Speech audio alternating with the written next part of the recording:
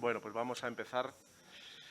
Primero porque la experiencia siempre en esto de los congresos, jornadas, nos obliga a los que tenemos poco protagonismo, reducir nuestra presencia lo menos posible y dar paso a los que importa, ¿verdad? Entonces, primero por eso y segundo por respeto también a todas las personas que estáis aquí y las que están detrás de la cámara ya esperando a conectarse o ya conectados para comenzar esta cuarta jornada de inclusión educativa y enfermedades raras, repensar la escuela, humanización y personalización, que organiza el CREER, el Centro de Referencia Estatal de Atención a Personas con Enfermedades Raras o Poco Frecuentes y sus familias. Un centro que sabéis que es dependiente del Inserso, lleva abierto desde hace 13 años y, por supuesto, pues ahora mismo dependemos del Ministerio de Derechos Sociales y de la Agenda 2030. No me quiero alargar, pero sí que me gustaría hablar y que repenséis conmigo, hablando de repensar la escuela, una de nuestras preocupaciones también, que en el mundo educativo, hablando con alguna compañera, ha salido ahora, ¿no? La presencialidad. El volver a recuperar la presencialidad de las jornadas, de los congresos, el compartir en persona.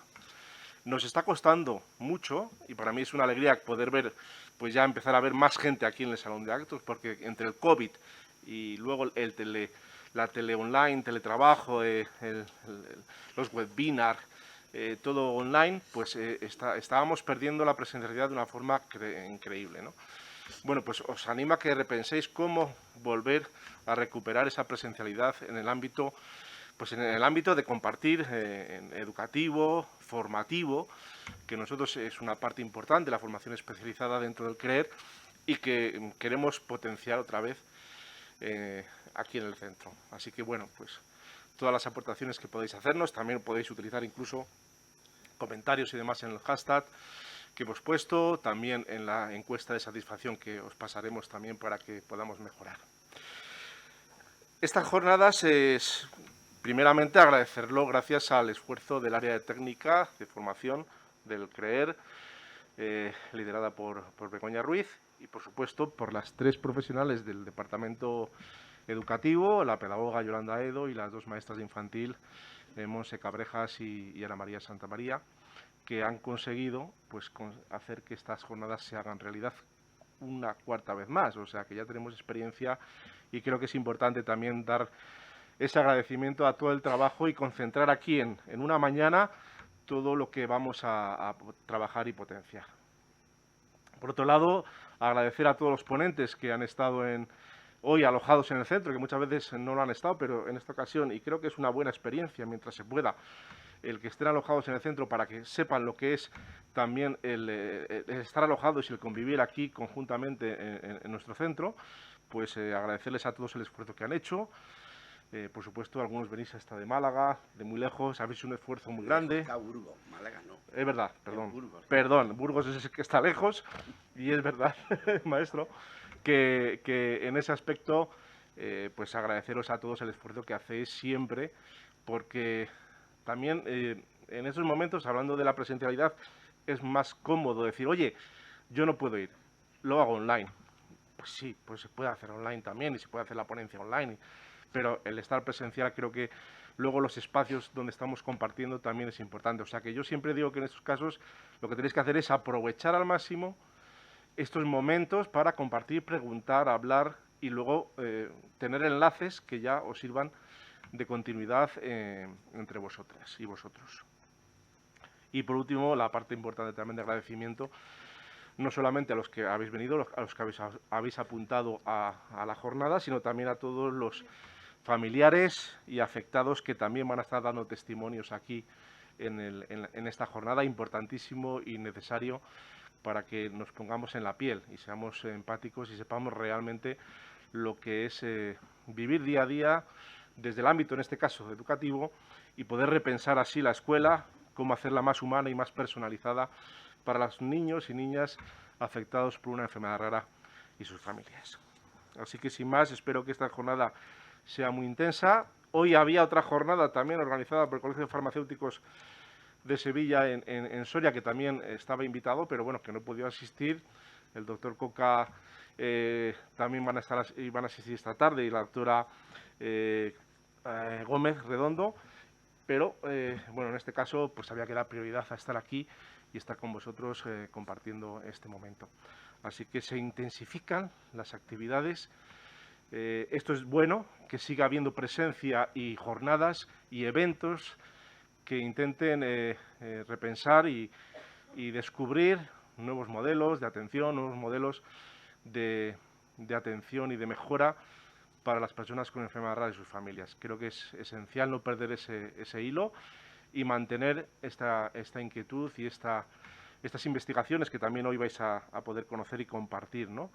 Desde el ámbito de la universidad, pero también nosotros desde el ámbito del CREER intentamos que sea también un compartir y generar sinergias entre entidades y alianzas para poder hacer investigación desde el ámbito social, principalmente, que es nuestro ámbito, aunque cuesta mucho y es dificultoso, pero bueno, lo vamos intentando hacer poquito a poco. Así que sin más, agradeceros una vez más la presencia, no os voy a robar más tiempo. 9:15, 9:14, ahora 9:15, correcto, he sido puntual a mi compromiso, y lo que voy a hacer ahora es presentar al doctor, o no sé, catedrático, emérito, ¿cómo te llamamos? Miguel.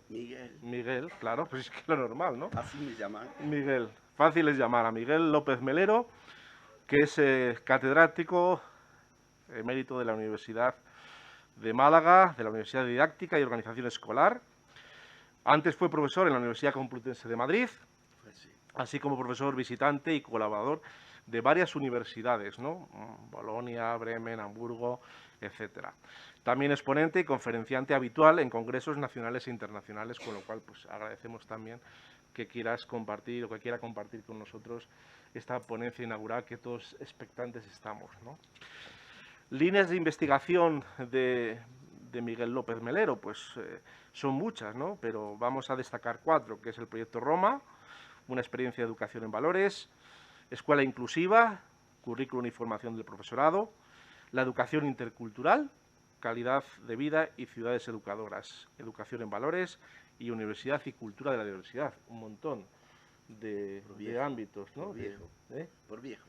Por viejo, bueno, yo digo que los viejos no somos viejos, somos Bueno. mayores y experiencia mayores. acumulada, ¿no? Pero bueno, entre sus publicaciones, evidentemente, una persona de esta experiencia y de este talante, de conocimiento, pues por un lado tiene muchas publicaciones, nos quedamos con 2, la educación intelectual de las personas con trisomía 21, aprendiendo a conocer a las personas con síndrome de Down, del año 99, ya ha llovido desde entonces, y otra, para ser un poquito más actualizado, fundamentos y prácticas inclusivas en el proyecto Roma, del año 2018. Colabora habitualmente en revistas especializadas, no voy a leerlas porque aquí habla más de 10 o 15 revistas, de todo el ámbito y de todas las nacionalidades. Ha recibido varios premios a su labor, como el recibido en el 2005, el primer premio internacional en investigación sobre discapacidad intelectual por la Fundación Caja Navarra, o también la placa y diploma en reconocimiento por su aportación del Ministerio de Educación de Perú en el 2006. Es director del Grupo Consolidado de Investigación JUM 246, Cultura de la Diversidad y Escuela de la Junta de Andalucía, director del Proyecto Roma y presidente de la Asociación Proyecto Roma. En la actualidad es el director de la Cátedra Cultura de la Diversidad y Justicia Social y catedrático emérito, como hemos dicho, de la Universidad de Málaga. Pues Miguel, gracias por estar aquí presentes y te dejamos todo el tiempo que necesitas. Te hemos dado hasta las... Pues hasta las 10. Hasta las 10. Más o menos. Bueno, más o menos, ¿no? Bueno, buenos días a todas y a todos. Muchas gracias a CREER, muchas gracias a Begoña, muchas gracias a Monse, muchas gracias a Pilar, a Miguel Ángel, a Yolanda, a Ana, a Inmaculada, a Mercedes. Han sido muy amables conmigo desde que llegué ayer por la tarde. Y eso es de agradecer. Muy atentas, muy generosas. Muy bien. Gracias, Aitor, por tus palabras también.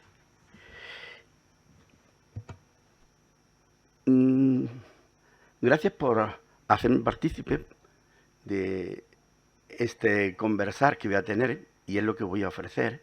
Me gustaría que este espacio, donde estamos 25 personas, se convirtiera en un espacio educativo, que valiera la pena.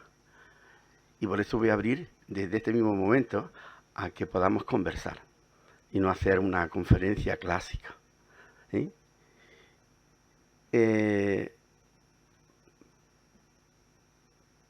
Acepté a venir aquí con mucho gusto.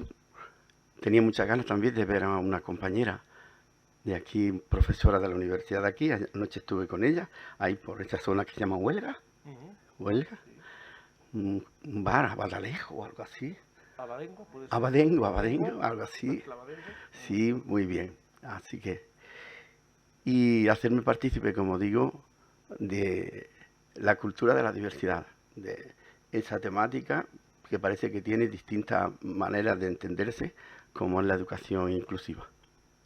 También quiero agradecer a todas las familias que tienen en su seno alguna persona que tenga una enfermedad poco común, y saqué de internet esta cita que me gustó mucho de un chico, Manuel David, no sé si lo están viendo, que dice que me costó mucho comprender que todo esto que he sufrido en realidad me ha hecho más fuerte. Cada vez que caigo y sucumbo ante el dolor, me motiva a disfrutar aún más de esos días en los que mi cuerpo me permite estar bien.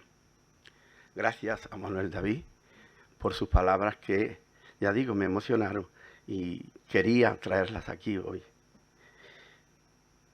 Yo no voy a hablar de eso que llaman enfermedades raras, porque yo no tengo ni idea de las enfermedades raras.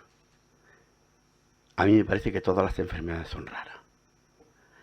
El estado natural de los seres humanos es la salud, no es la enfermedad. Pero claro, depende de la experiencia de cada cual y del punto de mira con que se mire a estas personas que tengan algún tipo de peculiaridad. Yo lo voy a hacer en toda mi conversación, lo voy a hacer desde un punto de vista de la justicia social. Para mí son personas y por tanto hay que mirarlas como personas. No se educa a la enfermedad, se educa a personas. Muchas veces el gran problema en la escuela y sobre todo en los equipos de orientación es la persecución, la obsesión por hacer el diagnóstico. Para hacer un diagnóstico y etiquetar a las personas con una serie de características de un punto de vista psicológico y olvidándose de que son seres humanos y hablarle y hacer un diagnóstico como una investigación, como la apertura a un conocimiento mayor. El diagnóstico siempre tiene que orientar cuál es la modificabilidad cognitiva y cultural de las personas y no subrayar los déficits. El diagnóstico fundamentalmente es para que los maestros y las maestras, para que el profesorado cambie su sistema de enseñanza. Con ese sistema de enseñanza que está llevando a cabo, esos niños o esas niñas no aprenden. Por tanto, es usted, docente, el que tiene que cambiar su manera, sus procesos de enseñanza y aprendizaje en el aula para poder darle respuesta a todos los niños y a todas las niñas que hay en las escuelas. Así que gracias, Manuel David. Y yo era muy amigo, ya murió mi amigo Humberto Maturana. Monse, ¿me puedes poner lo que decía Humberto Maturana? Ya después no voy a poner ninguna transparencia más, creo, dependiendo si vamos a hacer un diálogo o no. Hablando de esto, pues, decía Humberto Maturana, no sé si ustedes conocieron el trabajo de Humberto Maturana, era un biólogo de Chile que supo cambiar en su vida la biología del conocimiento por la biología del amor. Y él decía que desde el punto de vista del ser biológico no hay errores, no hay minusvalías, no hay disfunciones. Un niño que desde la perspectiva del espacio de relaciones humanas corriente aparece como limitado, desde su biología no lo es absolutamente diferente. Es en el espacio de la relación humana que el niño limitado pasa a ser limitado.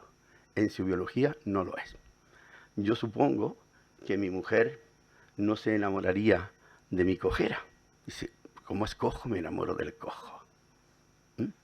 Supongo yo que ese cojo tendrá otra serie de peculiaridades para poder hacer feliz y llevar 45 años juntos.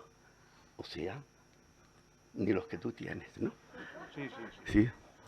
Bueno, Gracias por el piropo. allí me casé yo en Alcalá de Henares, siendo maestro en Alcalá de Henares, en un barrio que le llamaba Lian Champó.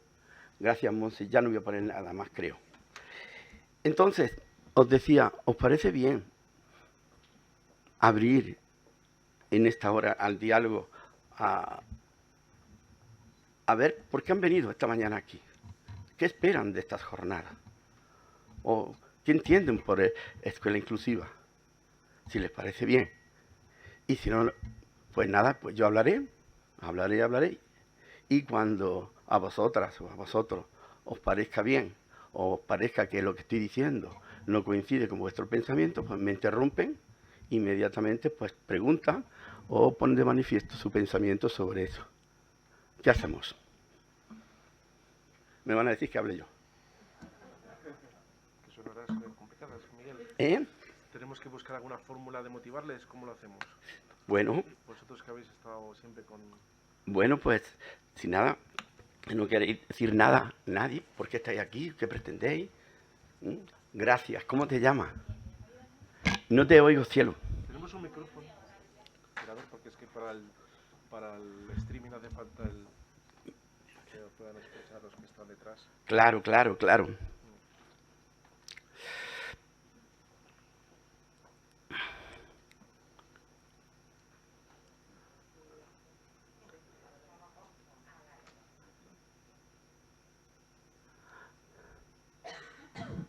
Vale, buenas, muchas gracias. Yo me llamo Ione y tengo una niña pequeña de 2 años con una enfermedad rara y pronto tendré que escolarizarla. Y claro, eso me produce pánico porque tengo un desconocimiento total sobre qué hacer, ¿no? Porque tengo que ser partícipe con mi otro hijo, lo escolaricé en el colegio público y nunca me preocupé de más. Pero en esta ocasión tengo que preocuparme de más y buscar la mejor alternativa para ella. Es más consciente, entonces yo vengo a ver qué opciones hay o qué puedo aprender para tomar esas decisiones cuando me llegue el momento. ¿Alguna intervención más? ¿Tu nombre me has dicho que era? Me llamo Ione. Ione. Eso es. ¿Alguna intervención más? Bien, Elena. Espera, para que la gente de streaming pueda escucharte también, los que están detrás de... Yo tenía también una pregunta porque me viene preocupando desde hace tiempo porque bajo el paraguas del aprendizaje, el diseño universal del aprendizaje... Desarrollo universal, sí. ¿Cómo enfocamos la educación en general de las personas con diversidad funcional? Porque al final se les saca del aula y se les da una enseñanza individual en estos colegios inclusivos. Por otro lado, si no lo tengo mal entendido, los colegios específicos de educación especial, pues bueno, están medio desapareciendo o no se les tiene ya tan en cuenta, cuando muchos papás dicen que donde encajan sus hijos es en esos colegios. Entonces, como yo no soy educadora, soy lingüista y soy logopeda solamente, estas cuestiones a mí me interesan bastante. No, bueno, pero que se me se me escapan estas cuestiones más educativas y sí que siento muchísimo interés por ello, porque al final lo que hacemos en las terapias logopédicas, fuera de los entornos educativos, pues es intentar mejorar ciertas cuestiones en la medida que podamos, pero luego en los colegios, ¿qué es lo que ocurre? ¿Cómo son esas enseñanzas? ¿Realmente funciona ese diseño universal? ¿Realmente muchos de estos niños, encajan mejor en un colegio de educación especial o no? No sé, tengo muchas dudas ahí. Un totum revolutum. Muy bien. A ver, cuando uséis el micrófono, por favor, ya sé que es un poco molesto, pero es un poco unidireccional, le ponéis un poco enfrente a la boca y lo más cerquita, ¿vale? Para que se os oiga bien. Allá atrás había otra pregunta. Perfecto. Al fondo del todo, Monse.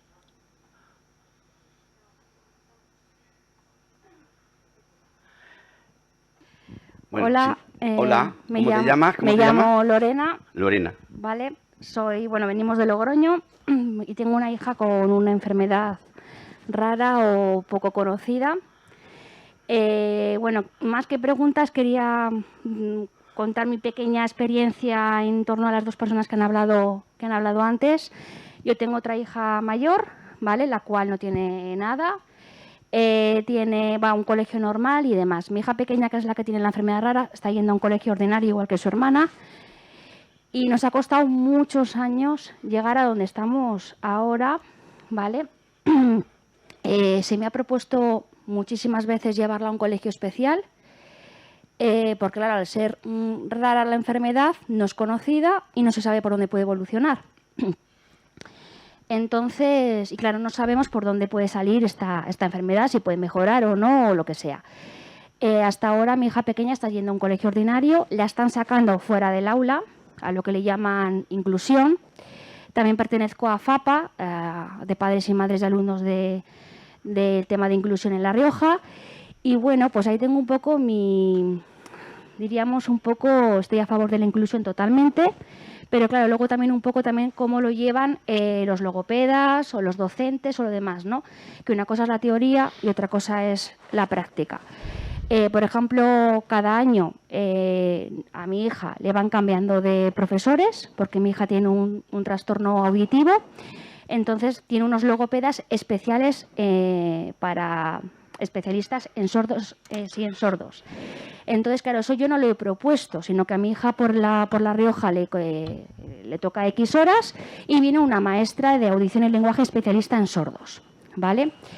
Claro, ¿qué es lo que le dan? Pues en teoría lo que le tienen que dar es lo que el profesor o el tutor no le da en la clase. Entonces, cada profesor decide si la sacan o no la sacan.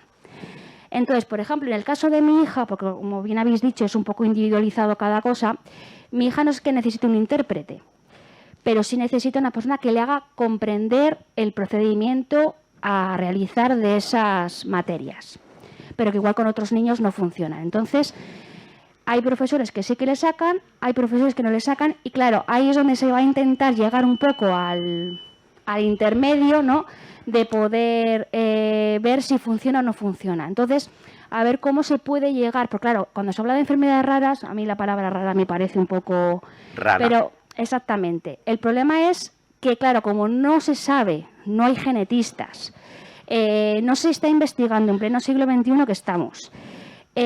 Claro, a la hora luego de los papeles, ¿no?, que de la burocracia, sí que tenemos que saber cómo se llama esa enfermedad, desgraciadamente. Claro, y luego lo que volvemos a decir, luego también los profesores, docentes, logopedas, PTs, me da igual, luego cada uno tiene su manera de trabajar, que es donde a las familias a veces nos ayudan y a veces no nos ayudan.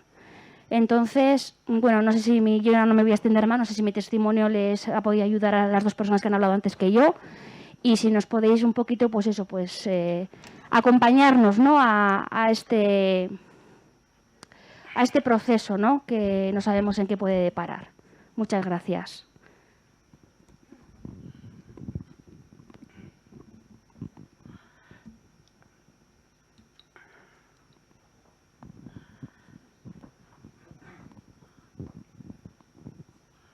Bueno, muy buenos días a todos. Yo soy Ángel Aledo y soy... Y a todas, sobre todo y a todas sobre todo, es verdad. Yo soy neurólogo y neurogenetista, o sea que soy el del otro lado del que estamos hablando. Soy el culpable de las etiquetas, soy el que trabajo con la biología y la verdad que estoy muy emocionado de estar aquí porque en general no tenemos reuniones así, no tenemos la posibilidad de escuchar a las otras capas, ¿no?, de la enfermedad, las otras dimensiones. Y bueno, no sé, me ha parecido muy interesante lo que decías de las etiquetas.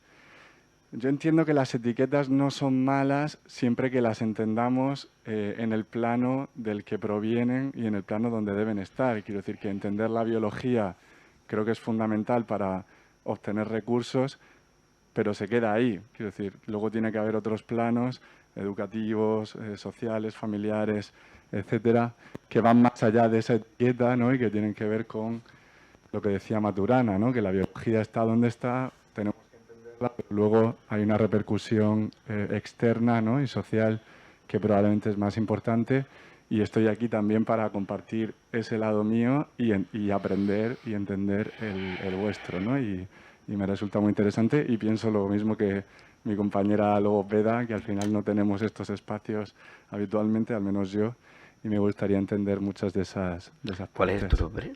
Aparte de neurólogo. Ángel. Ángel. Pues mira, a mí me han regalado en creer tu nombre, Ángel. Me han puesto Miguel Ángel. Yo soy solo Miguel, pero me han regalado tu nombre. Así que, fíjate. Pues medio tocayos. Hay otra pregunta ahí, hay un comentario.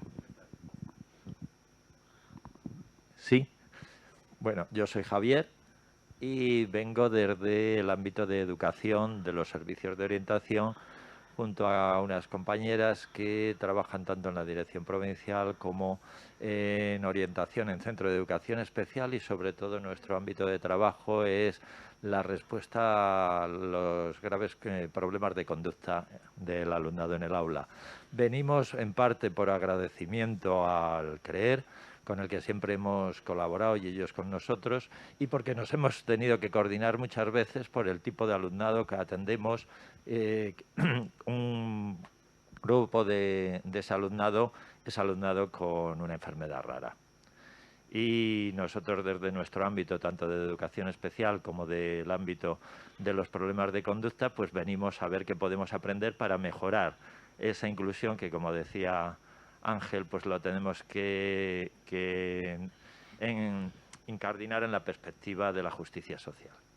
Pues a ver qué nos puedes contar y cómo nos puedes ayudar en nuestro día a día, tanto a las familias como a los profesionales, como al mundo de la educación. Gracias. Ahora ya sí te toca hablar, Miguel.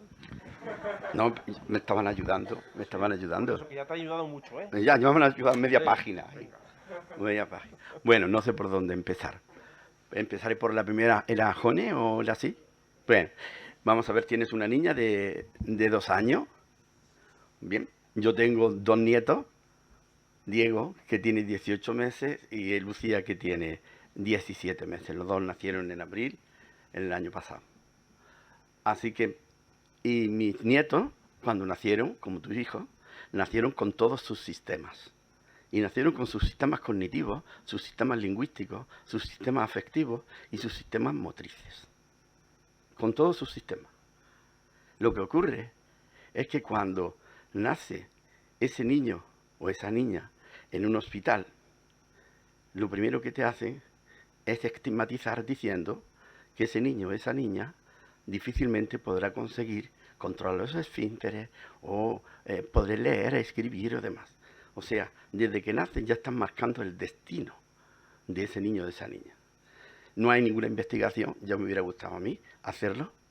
El tener un hijo o una hija, o un nieto o una nieta con peculiaridades distintas, por llamarle de alguna manera, y que se educara de manera natural sin haber recibido esa primera información.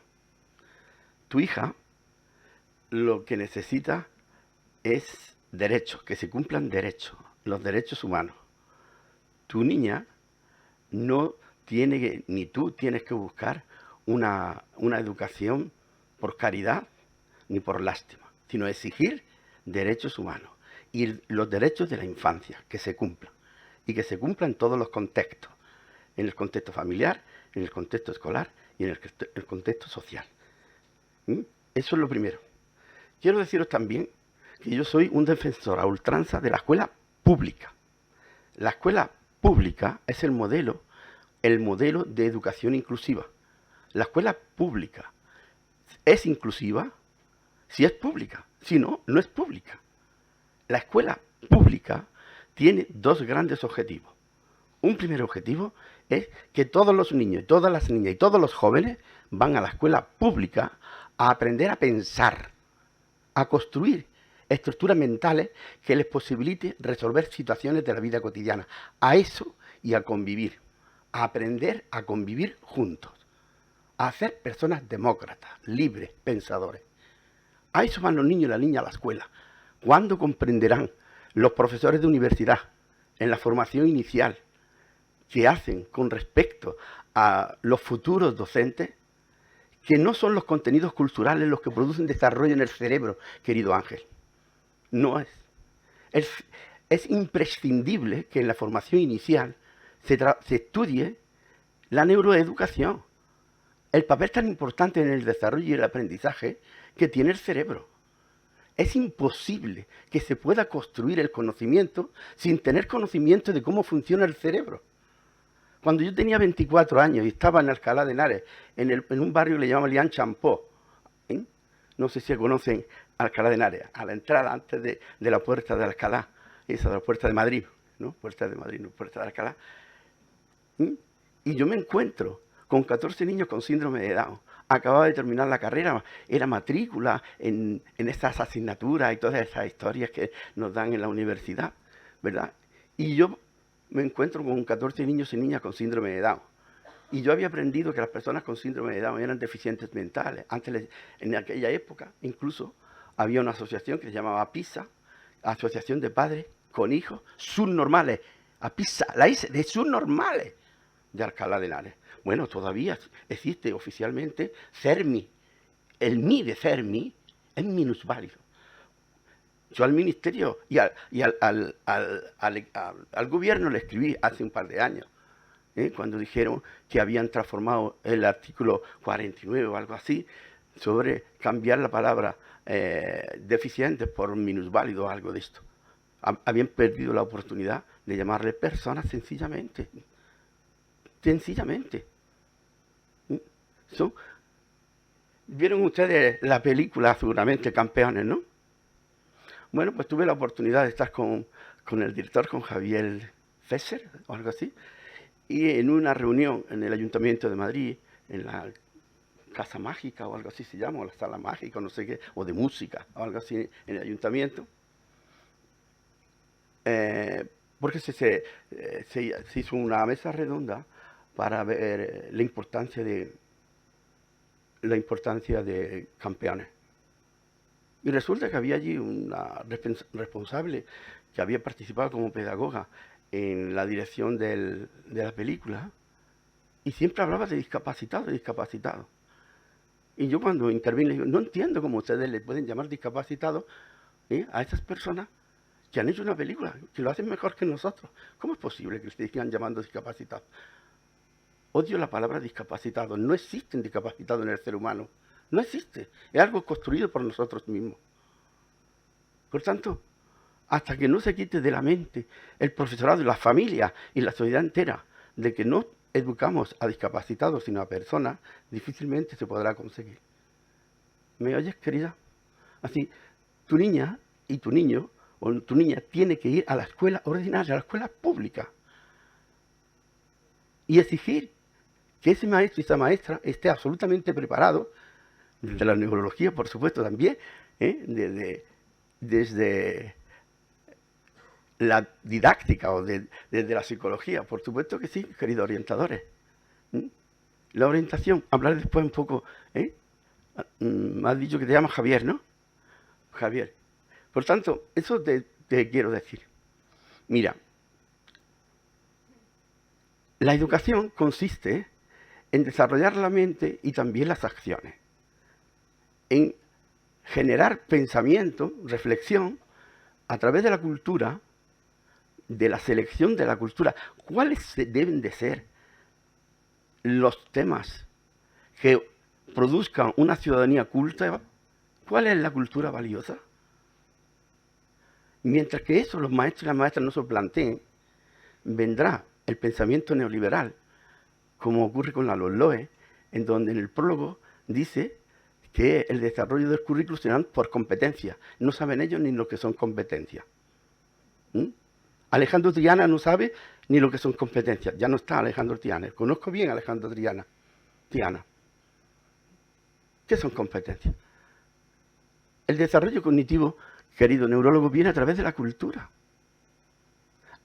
¿Cuál es la cultura valiosa para conseguir una ciudadanía española culta, librepensadora, dialogante, cooperativa, democrática, justa, pacífica, autónoma, feliz? ¿Cuál es la cultura que hay que darle en la escuela? ¿Realmente en las escuelas se está dando ese currículum que posibilite este tipo de ciudadanía? ¿Sí o no? Eso es lo que tenemos que plantearnos. Pero no solamente la educación debe de propiciar cultura y desarrollo, estructuras cognitivas para seguir aprendiendo de manera autónoma. La neurología, la neuroeducación, tiene que aportar desde la investigación cómo se produce el desarrollo humano y el aprendizaje. No es ninguna asignatura la neuroeducación. Son un conjunto de investigaciones para ver cómo funciona. ¿Qué diferencia hay entre la ternura y la ecuación de segundo grado? ¿Y dónde se produce la ecuación de segundo grado y la ternura? En ese kilo 300 gramos o 400 gramos que es el cerebro, esa cosa viscosa, ¿dónde existe? Hasta 100.000 millones de neuronas. 100.000 millones de neuronas. ¿Te imaginas 100.000 millones de euros? No, pues yo tampoco. 100.000 millones de neuronas conectadas y de 15 a 20.000 conexiones sinápticas. ¿Se imagina el mundo eso dendrítico? ¿Ustedes se imaginan? Pues todavía hay personas que dicen que son incapaces de aprender. Cuando alguien afirma que son incapaces de aprender, están manifestando que ellos o ellas son incapaces de enseñar, de construir un modelo que les permita darle respuesta a esa diversidad. Por tanto, la educación es un derecho, pero un derecho no a una educación cualquiera. No a una educación cualquiera, sino a una educación equitativa y de calidad. Solo hay educación equitativa y de calidad cuando se educa todos los niños y todas las niñas juntos. Por supuesto que no deben de haber colegios de educación especial. Por supuesto que no. Ni aulas de educación especial. De ninguna de las maneras. Ya España tiene el aviso de Europa de que en 10 años, por eso Isabel Celaá, la antigua ministra, tenía el deber de poner en marcha todo el proceso. Decía que en 10 años, para que los colegios de educación especial, pues, quedaran como centros de recursos, en todo caso. Mientras que existan colegios de educación especial, no hay respeto a la diversidad como valor ni derecho, sino que se siente como un defecto de la naturaleza, como si fueran residuos humanos. Y no son residuos humanos, son personas con su capacidad de comunicar, su capacidad de pensar, su capacidad de amar, de sentir y de actuar. Y así debe ser el currículum que se establezca en las aulas. El desarrollo para que los niños aprendan a pensar, a comunicar, a amar y a actuar correctamente. De eso se trata. Por tanto, no estoy de acuerdo con los colegios específicos. Como he estado luchando en Málaga, es la única universidad de este país que no tiene educación especial. Porque ha sido una lucha, lo que he tenido durante 41 años que he estado en la Universidad de Málaga, de que no exista la carrera de educación especial. Pero se ha preñado de diversidad infantil, primaria y secundaria, a través de una serie de disciplinas que son necesarias que conozcan todos los maestros, en infantil, en primaria y en secundaria. No entiendo que exista todavía la educación especial. No lo puedo entender. Y menos si nosotros en educación pensamos que la inclusión es el respeto a las diferencias humanas, es justicia social, si lo que pretendemos, querido Aitor, es construir una sociedad más justa y más honesta. Es imprescindible construir modelos equitativos y de calidad en la escuela. Y los políticos y las políticas y la administración educativa tienen que orientar sus acciones hacia la equidad y hacia la calidad. Y también los investigadores y las investigadoras tenemos que orientar nuestras actuaciones para hacer una escuela equitativa y de calidad. Y el profesorado en general. En las democracias neoliberales se pensó que esto se conseguiría a través del principio de igualdad de oportunidades. Pero resulta que las desigualdades persisten. Por tanto, el principio de igualdad de oportunidades, fruto del neoliberalismo, fruto de las reformas neoliberales, no ha satisfecho las necesidades que tienen todos los niños y todas las niñas en las escuelas. Por eso, en el 90, en Yontién, se reúne la UNESCO y dice que hay que cambiar la flecha. No hay que mirar, no hay que hacer un proyecto educativo para que cambien las personas, sino para que cambien los sistemas. Y dice, tenemos que construir otro tipo de escuela. Una escuela para todos y para todas. ¿Se acuerdan de aquellos que decían? Una escuela en los años 90 para todos y para todas. ¿Qué significa una escuela para todos y para todas? Entonces, la respuesta que se da cuando se pregunta por una educación de calidad y equitativa ha sido muy distinta. No sé si voy muy rápido hablando. Amiga, ¿voy muy rápido hablando? ¿No? Me he olvidado por un momento de que existía. Perdona, ¿sí? Bueno, decía que en ese derecho que es la educación, la respuesta que se ha dado a lo largo de los 40 años últimos del siglo pasado y lo que llevamos de este, yo en los años 60, en los años 70, que estudiaba en Madrid y entendía, me dijeron, me formaron de que existían dos tipos de niños y niñas. Unos niños que aprendían y otros que no podían aprender. Y además me decían que esos niños que tienen dificultades para aprender, pues necesitaban de metodologías específicas. Y yo me lo creía. Y además que necesitaban también de una formación específica a los profesorados. Y yo me lo creí. Entonces decía, sí, es que hay niños y niñas incapaces de aprender. Por tanto, lo que tenemos que hacer es darle, más tarde en los años 80, un residuo de la cultura. Y se establecieron ese discurso de las adaptaciones curriculares, reduciendo el currículo. Cuando sabemos muy bien, por Vygotsky, que el desarrollo humano se produce gracias a la cultura.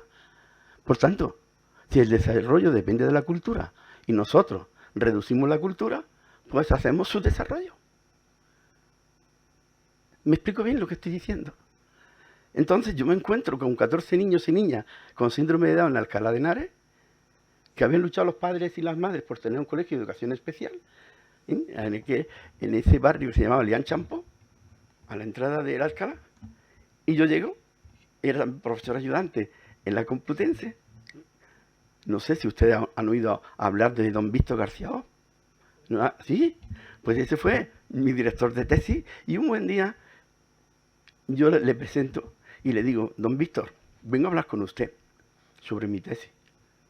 Resulta que yo estoy viendo que estamos equivocados, que ustedes me han enseñado que existen personas deficientes, como decían en los años 70, en los años 70, y yo estoy viendo que los niños, 14 niños y niñas que yo tengo con síndrome de Down no son deficientes. Es más, andan mejor que yo. Y me dice, ¿qué me está diciendo usted? Digo que a lo mejor estamos equivocados, que el concepto de inteligencia no viene predeterminado, que los seres humanos, la naturaleza, la genética, lo que ofrece es un germen de las capacidades, pero no las capacidades en sí, sino que las capacidades se construyen en las relaciones humanas. Y estos niños y estas niñas con síndrome de Down, sus relaciones humanas son inferiores. No estaremos equivocados. No se podrá construir la inteligencia. Y me dice, pues demuéstralo usted. Y ahí me tengo yo, en Alcalá de Henares, año 77, pues intentando cambiar el pensamiento de las madres y de los padres para sacar a los niños de ese colegio y meterlo en distintos colegios de Alcalá de Henares. Me iban a matar. Primero, mis compañeros y compañeras del colegio de educación especial de Pisa. Segundo, las familias. Pero este hombre está loco. ¿Cómo vamos a sacar a los niños y las niñas del colegio con lo que nos ha costado tener el colegio de educación especial? Pues bien, el primer año sufrí estar allí en el colegio, pero el segundo se dieron unas circunstancias muy especiales. Me sonrío porque yo tenía en mi clase la hija de la directora del colegio, con síndrome de Down, mi cuñada Cristina después. Y esta tenía una hermana de 18 años.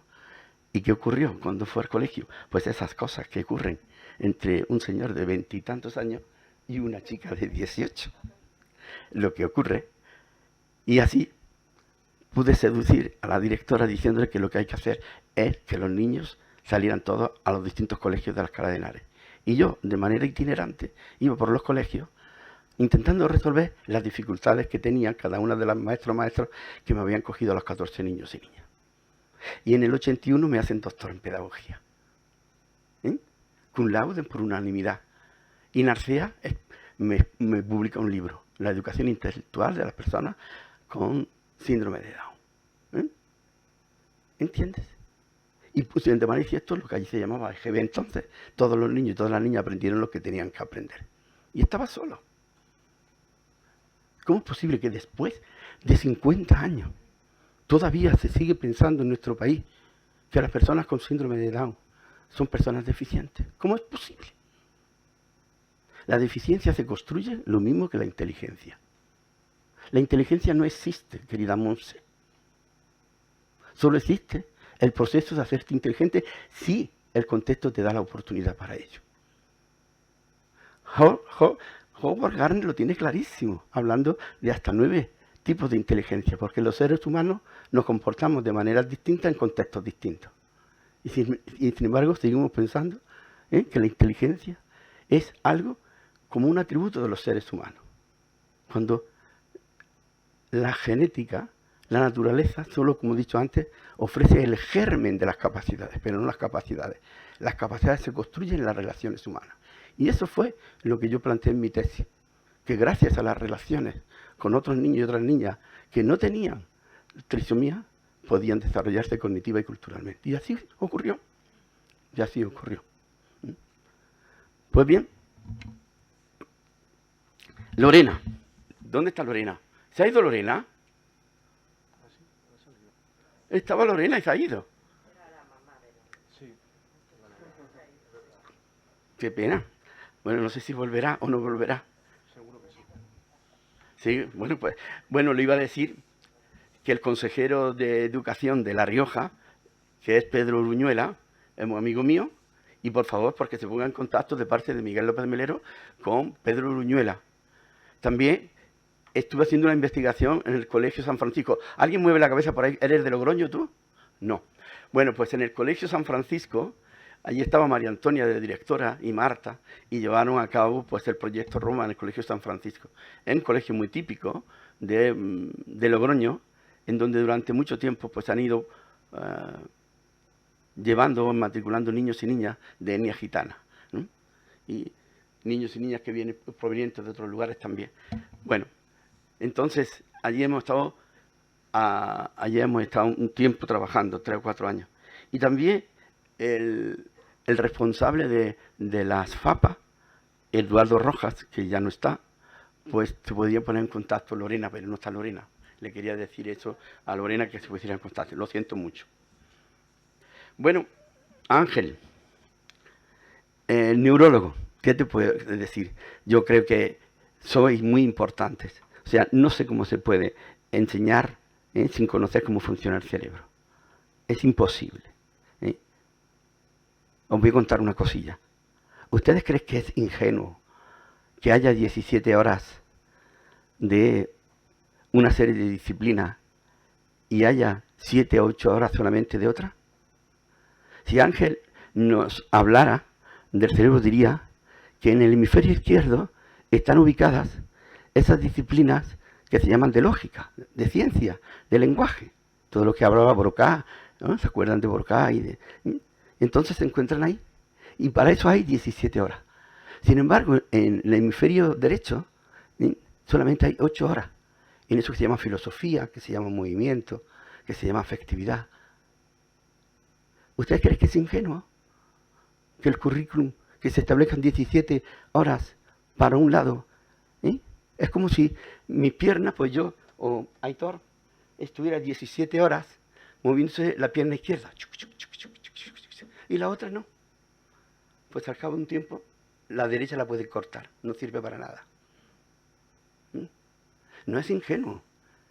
Y sin embargo, asumimos el currículum como si fuera así, como si fuera natural. No olviden ustedes una cosa. El hecho de que haya reverdecido la ultraderecha en nuestro país y en el mundo entero es debido al modelo educativo de hace 30 y 40 años. Ha producido precisamente este tipo de mente. Yo cuando veo muchachos de 20 o 25 años, que votan a Vox, lloro de tristeza. ¿Cómo es posible? ¿Cómo es posible que se vote a un partido que va en contra de la democracia, que va en contra de la libertad de los seres humanos, que va en contra de la humanización? ¿Cómo es posible? ¿Cómo es posible? Es posible gracias al modelo educativo que han recibido. ¿Qué ha ocurrido en Chile? Yo he participado en la Constitución de los 154 constituyentes con Carlos Calvo para la Constitución de la educación en ese país. Resulta que el 4 de septiembre, cuando tenían que votar, el 62% de la gente votó en contra de la Constitución. La gente más privada culturalmente votaron en contra, por el miedo de que vienen los comunistas. Es tremendo. Por privación cultural. Por eso es tan importante la educación. La educación no solamente produce cultura y desarrollo, sino también cooperación y transformación social. En eso consiste la educación. Querida Elena, hay que diferenciar entre aprendizaje y educación. El aprendizaje es una parte y además pertenece al mundo de la psicología. Y hay muchas teorías de aprendizaje. En pedagogía existe la educación. La educación, ya digo, como el desarrollo de la cultura, del propio desarrollo de estructuras mentales para poder seguir aprendiendo de manera autónoma de la cooperación y de la transformación social. Pues bien, neurólogo, ¿qué te voy a decir? Yo hubiera sido neurólogo de no ser profesor o docente. Soy un amante de la neurología. No me diga que me quedan 2 minutos. No puede ser. Pero si yo no he empezado a hablar. ¿Pero cómo es posible? No me digan eso. No me digan eso. Es que me matan, de verdad. Dame por lo menos 10, por favor. A ver si es posible. No puedo venir de Málaga. Yo te pongo una orientación. Tú sí, ay, Dios. continúa. Yo sí. Piensa en los que vienen después, ¿eh? Sí, yo pienso en los que vienen después, cómo no. Bueno, entonces, ¿qué entiendo? Voy a decir rápidamente las 4 cosas. ¿Qué entiendo yo por educación? Educación inclusiva. Entiendo por educación inclusiva. O cuando hablo de inclusión en educación, hablo de justicia social. Y decía antes que efectivamente en las democracias neoliberales se pensaba que el principio de igualdad de oportunidades propiciaba el poder dar a todo el mundo una misma educación. Y eso generó mucho más discriminación, más exclusión. Por tanto, yo pienso que hay que cambiar el principio de igualdad de oportunidades por el principio de equidad. La equidad añade precisión a la diversidad. Hay que pensar una cosa también. Es una oportunidad para aprender la presencia de niños y niñas y de jóvenes en las aulas que tengan una manera distinta de aprender. Es imprescindible porque son oportunidades para aprender nosotros de ellos. Enumero, para construir esa escuela que estoy diciendo, te tendrían que dar estos 5 principios. Los enumero. Yo he mandado a Montse Cleo un documento que explica muy bien, bueno, creo yo que lo explica bien cada una de estas cosas. Ahora enumeraré solamente. Primer punto, un cambio de mentalidad en el profesorado con respecto a las competencias, mejor, a las capacidades que tienen todos los niños y todas las niñas de aprender. Los niños y las niñas que llegan a la escuela no son personas deficitarias, no les falta de nada. Todos ellos tienen nombre y apellido. El currículum tiene que partir de las subjetividades de los niños y de las niñas, de los contextos de donde provienen, de sus saberes, de su cultura, de sus valores. El currículum no puede venir instalado por la propia administración o por las editoriales a través del libro de texto. Por tanto, el segundo principio es construir el conocimiento a partir de situaciones reales. Fuera los libros de texto. En pedagogía existen distintas metodologías para poder construir el conocimiento, como todo lo que es el aprendizaje por proyecto. Desde Dewey, Kilpatrick, no sé si estudiaron a esos autores o no, ya hablaba de cómo hay que construir el conocimiento de manera social. Tercero, principio, siempre hay que trabajar en la escuela de manera cooperativa y solidaria, nunca de manera competitiva. en grupos lo más heterogéneos posible. Por eso son imprescindibles la presencia de niños y niñas que tengan una manera distinta de acercarse al conocimiento. En esas controversias, en esos puntos de vista diferentes, se produce el conocimiento. Por tanto, hay que construir comunidades de aprendizaje, donde los niños tengan la oportunidad de hablar, de escucharse, de confrontar puntos de vista diferentes. Cuarto, bueno, construir el conocimiento, yo digo, de manera social a través de los proyectos. Lo que hay que instalar en la mente de los niños y de las niñas, lo que hay que instalar en el pensamiento de los niños y las niñas, es que el aprendizaje, querida Elena, debe ser una actitud permanente durante la vida. Cómo resolver imprevistos. Los niños tienen que saber resolver imprevistos, no recurrir al vademecum para ver y memorizar las cosas para ver cómo se resuelve, no, cómo se resuelve el imprevisto. Eso es lo que hay que instalar en la mente de los niños, la capacidad de resolver imprevistos.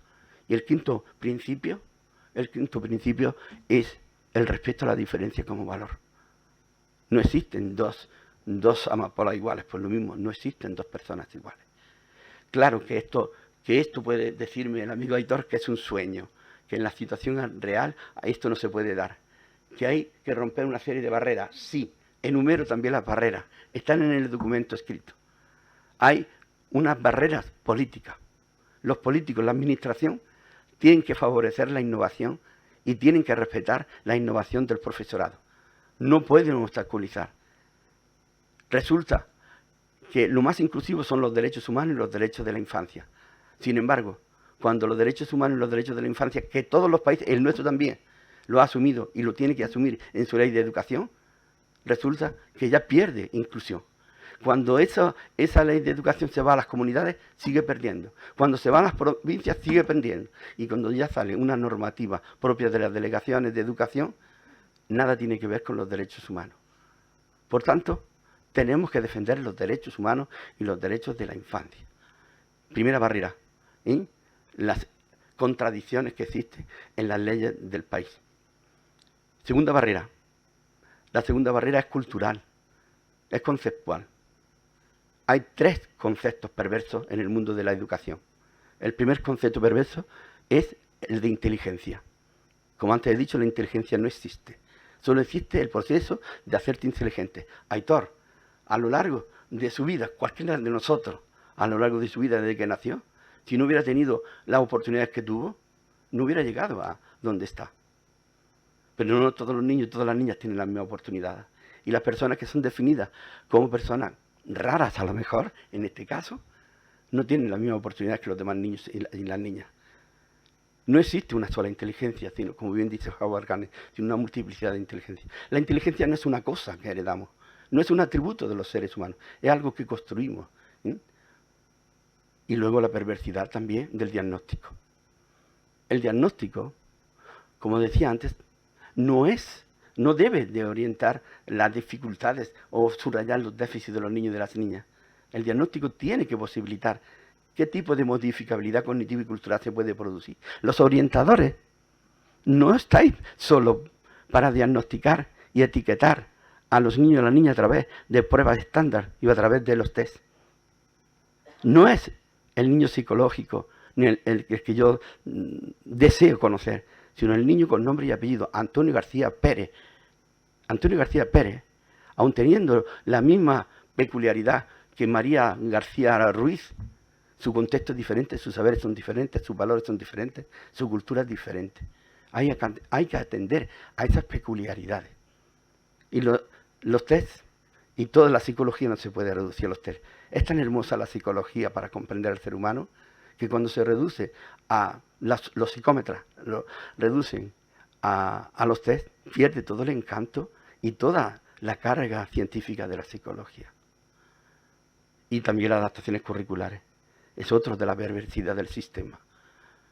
Precisamente yo lo que hice cuando estaba en Alcalá de Henares de maestro era justo lo más difícil, era lo que le enseñaba, no lo fácil, no lo concreto, sino a través de la abstracción se desarrollaban los niños con síndrome de Down, no a través de las concreciones, ni pasito a pasito, como decían entonces, con todo el modelo conductista y neoconductista de los años 70. también hay una serie, otra barrera, voy a ser muy rápido, de verdad, Aitor, otra barrera que es didáctica. 4 cosas cambiar en la didáctica. Una, romper con la competitividad existente en las aulas a través del trabajo cooperativo y solidario. Segundo, la formación inicial y permanente del profesorado tiene que cambiar. Con la formación inicial que tiene el profesorado en las facultades es imposible darle respuesta a la diversidad de niños y niñas hoy en la escuela. Pero también los profesores que están en activo a través de lo que se llama investigación-acción participativa, a través de la reflexión de la propia práctica con sus compañeros y compañeras, mejorar esos procesos de enseñanza y aprendizaje. Tercero, los niños y las niñas en la escuela tienen que ser co-constructores con el profesor, que tiene que ser co-constructor también. No puede ser el profesor esa persona que da información y más información y luego examina sobre esa información, sino que el profesor tiene que enseñar aquello que no existe y pensar cómo será el conocimiento en el 2087. De lo que dice Vygotsky, nivel de desarrollo actual al nivel de desarrollo potencial, lo que será, y en medio la zona de desarrollo próximo. Todo el mundo de comportamiento y significado que se debe de producir en el aula. ¿Existen teorías científicas que posibilitan todo esto? Sí, existen esas. Sé que me va a pegar aquí el señor, porque me estoy pasando. Bueno, déjame nada más que esto. 4, para construir esta escuela que yo creo, esta escuela pública, 4 ámbitos. Primero, una nueva forma de pensar. Para ello, 4 estrategias. Primera estrategia, cambio de mentalidad en el profesorado para que todos los niños y todas las niñas recuperen el deseo de aprender. Segunda estrategia, para esto de una nueva manera de pensar. Segunda estrategia, formación inicial y permanente del profesorado. Tercera estrategia, construir el conocimiento de manera social a través de proyectos de investigación. La investigación es el fundamento del aprendizaje. Por tanto, hay que dejar de ser técnicos al servicio de la administración y ser auténticos investigadores dentro del aula. Cuarta estrategia, construir un proyecto educativo de centro que dé respuesta al contexto donde estén esos niños y esas niñas. Segundo ámbito, otra manera de comunicar en el aula, con 2 estrategias. Una para el profesorado. El profesorado tiene que trabajar dentro del aula, en el colegio, siempre de manera cooperativa y solidaria, siguiendo el pensamiento del aprendizaje dialógico de Freire. Y una estrategia para los niños, siempre trabajar de manera cooperativa a través de grupos lo más heterogéneos posibles. Cuanto más heterogéneo posible, el aprendizaje es mucho más significativo, más relevante. Tercer ámbito, otra manera distinta de amar y de sentir. Los niños necesitan ser cuidados, ser queridos, ser amados. No se puede generar una crueldad pedagógica, no queriendo, no cuidando a los niños y a las niñas en las escuelas. ¿Cómo? Construyendo las aulas como si fuera una comunidad de convivencia y aprendizaje. Ojo, donde los apoyos, querida Elena, los apoyos se tienen que dar siempre dentro. El profesor tutor es el principal apoyo, pero el segundo tan importante es el compañero y la compañera de clase. Los niños y las niñas, sus pares, son los mejores apoyos. Y el profesor, si hay profesor de apoyo, tiene que estar dentro del aula. Lo mismo que todos los especialistas. Porque mientras que se saca un niño o una niña del aula, lo que están aprendiendo sus compañeros y sus compañeras en esos momentos, ellos no lo están aprendiendo. ¿Cómo se restituyen los aprendizajes que sus compañeros y sus compañeras han aprendido, querida Elena? Nunca. Y luego le examina de algo que no han aprendido. La evaluación siempre es aprendizaje.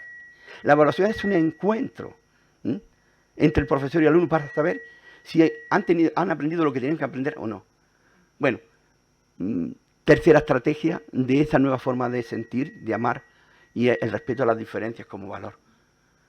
Cuarto y último, y termino de verdad, cuarto y último, otra nueva manera de actuar. Es imprescindible que el equipo directivo, que el profesorado, que los orientadores y las orientadoras trabajen conjuntamente. No puede ser que los orientadores sean complemento en los centros educativos. Tienen que participar directamente. Y no solamente en el ámbito de la psicología, sino también de la antropología, también de la ciencia en general. Y sobre todo orientar al profesorado y al currículum. los orientadores, no solo a los niños y las niñas. La segunda estrategia sería la evaluación como inclusión, no como exclusión. La evaluación para aprender el profesorado, para aprender de la metodología y para aprender del rendimiento o no de los niños y de las niñas. Por tanto, la evaluación no puede ser un ajuste de cuentas si han aprendido o no han aprendido lo que tenían que aprender, sino tiene que evaluarse. ¿El profesor realmente ha hecho lo que tenía que hacer? ¿La metodología que han puesto es la más apropiada? Eso hay que evaluar. Y por último, nuestra profesión es un compromiso social permanente. Yo no tengo otra cosa que hacer a mis 73 años y lo que he hecho durante toda mi vida ha sido un compromiso con la cultura de la diversidad. Intentar aportar ideas y pensamientos para construir un mundo mejor. Un mundo que rompa con el homo economicus, con el homo sapiens sapiens y construyamos el homo amans. Y lo mismo que el neoliberalismo ha construido un concepto que se llama integración para darle respuesta a la diversidad, nosotros en las democracias radicales, y digo radicales y no dogmáticas, que vayan a la raíz, tenemos que dar y construir otro que se llama inclusión, fundamentada en el valor que tiene las diferencias, o en las diferencias como valor, y en construir un nosotros común. Eso es lo que he hecho durante toda mi vida, y eso es lo que seguiré haciendo, intentar construir una sociedad más culta, más democrática, más humana. Perdonad que lo haya hecho tan rápido y todo esto, no sé si he contestado o no he contestado. Gracias por invitarme a estar esta mañana aquí y por dialogar con vosotros y vosotras. Así que un beso. Gracias a todos. Pues muchísimas gracias. Ha quedado mucho, ha dicho mucho, mucho que pensar, mucho que repensar, muchas aportaciones que yo creo que es necesario compartir en vuestros ámbitos, con vuestros compañeros, con vuestros responsables y, por supuesto, pues en este caso concreto, también tiene libros publicados. Creo que podéis leerlos para continuar con lo que él ha compartido hoy. Seguro que tiene mucho más que decir también en los libros y la información que nos ha dado también os la haremos llegar, ¿vale? Así que muchísimas gracias, Miguel. Un placer poder estar aquí contigo y compartir este rato que hemos tenido. A ver si un día me invitáis a un seminario y estás toda una tarde disfrutando eso, con un cafelillo delante y eso. Bueno. Sí, perdona un segundo. Quiero, ya que están en streaming siguiendo la jornada, que tenemos dos comentarios que nos hacen desde la Asociación Debra España, de epidermólisis bullosa, y comenta que necesitamos para una verdadera inclusión educativa más recursos, materiales en los colegios públicos, así como conocimiento y formación de los profesionales educativos. O sea, la formación coincide con todo tu discurso, o sea que dan la coincidencia. Y la asociación Seroderma Pigmentosum dice, ¿cómo las familias pueden acompañar, compartir esas estrategias? En ocasiones las familias parece que se lo miran de lejos. Sí, pero es que las familias tienen que participar en la planificación del currículum, en el desarrollo y en la evaluación del mismo. No pueden participar las familias solo en las tutorías de los lunes, un par de horas para que les regañe. No, tienen que participar al principio de septiembre, cuando empiece el curso, qué tipo de educación podemos dar y construir en este momento para darle respuesta a los niños y niñas que tenemos en nuestro colegio y los padres participar. Nosotros hemos tenido en el proyecto Roma y seguimos teniendo varias experiencias a nivel nacional. En Monóvar, el Colegio Azorí, es todo proyecto Roma y se construye el conocimiento a partir de eso. Y lo mismo en La Biznaga, en Málaga. Y lo mismo lo hacemos en Alpartir. En Alpartir es una escuela rural de Zaragoza. Ahí está Gigi, bueno, están 4 o 5 maestros y maestras y están llevando el proyecto Roma. Y también lo estamos haciendo aquí en Burgos. Ahí, ¿cómo se llama? El Valle de Losa, se llama. ¿Cómo se llama el pueblo? Bueno, el colegio se llama Valle de Losa, ahí está Eva Baranda, y estamos llevando, es un colegio que tiene 35 o 40 niños solamente, y estamos llevando también de manera democrática. De eso se trata, de convertir los colegios tradicionales antidemocráticos en colegios democráticos, que respeten la diversidad de niños y niñas, que les dé respuesta a todos los niños y a todas las niñas, que convivan juntos, que aprendan juntos. Y en estos sitios que os he dicho, se está llevando a cabo, claro que sí. Y Pedro Uruñuela, cuando cogió lo de la consejería de Logroño, pues me llamó y me dijo, Miguel, ¿cómo podemos llevar esto en Logroño? Ahí estamos. Y si me llaman en Burgos también, bueno, ya digo que estoy ahí en Burgos. Sí, Pues muchas gracias y está claro que hay que emplazarte a algún seminario. Sí, Nos para unimos todos disfrutarnos. a hacerle en una sala más amable y viéndonos las caras. Muchas gracias. Gracias a ti, gracias a vosotros. Miguel. A vosotros.